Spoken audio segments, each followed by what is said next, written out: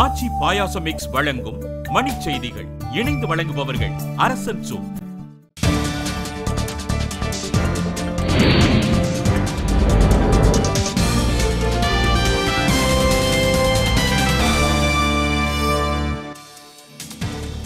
கொலை வழக்கில் 2 பேருக்கு தூக்கு தண்டனை வழங்கி நெல்லை நீதிமன்றம் தீர்ப்பு.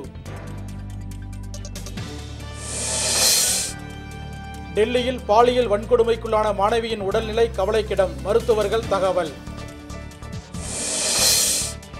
கர்நாடகாவில் பாஜகவுக்கு போதிய பலம் இல்லை என ஆளுநரிடம் எடியூரப்பா மனு.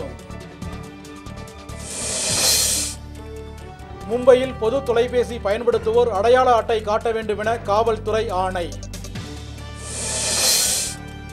பரம்பிக்குளம் ஆழியாறு பாசன நீர் பங்கீடு தொடர்பாக தமிழக கேரள அதிகாரிகள் பொள்ளாச்சியில் ஆலோசனை. அரியலூர் அருகே 100 நாள் வேலை திட்டத்தில் முறைகேடு நடப்பதை கண்டித்து ஊராட்சி அலுவலகம் முற்றுகை.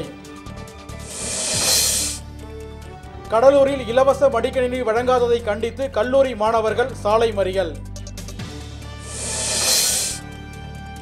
தென்காசி சார் பதிவாளர் அலுவலகத்தில் கையூட்டு ஒழிப்பு காவல்துறையினர் திடீர் ஆய்வு. மேட்டுப்பாளையம் அருகே வாழை தோட்டங்களில் புகுந்து யானைகள் அட்டகாசம், வாழை மரங்கள் நாசம்.